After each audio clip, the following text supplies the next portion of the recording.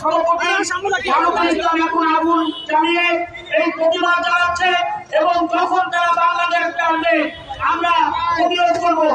ভারতের দালালেরা হুঁশিয়ার সাবধান, ভারতের দালালেরা দালালিয়ার করিস না,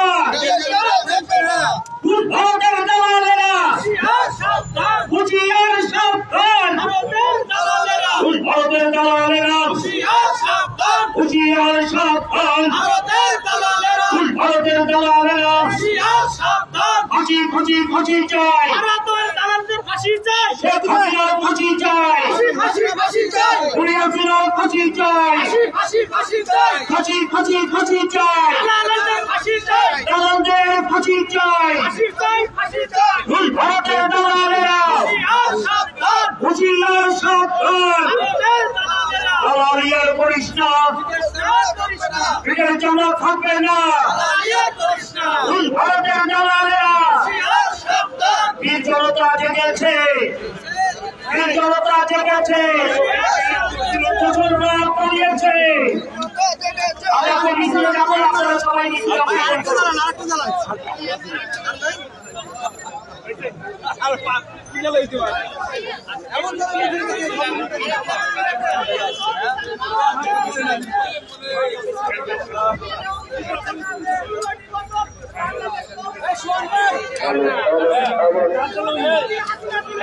মিলে না অনেক কি করবা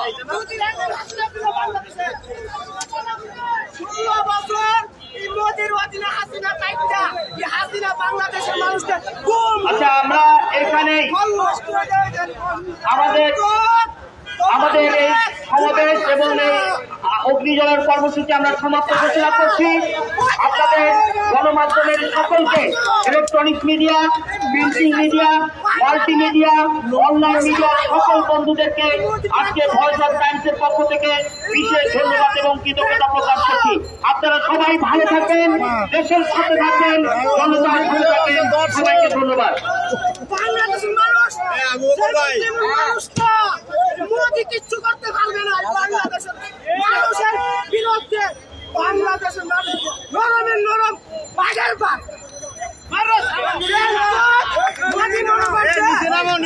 মোদি মনে করছে আমরা খায়া লাগবো, আমরা কি দুস্থ না মুরগি, ওই আমরা খায়া লাগবো। ওই মোদি আমার কথা শোন, ওই মোদি আমার কথা শোন। বাংলা হচ্ছে বাংলার বাপ, বাংলাদেশ সোনার দেশ। বাংলাদেশ যেমন দেশ না, বাংলাদেশ মাটি ও মানুষের দেশ।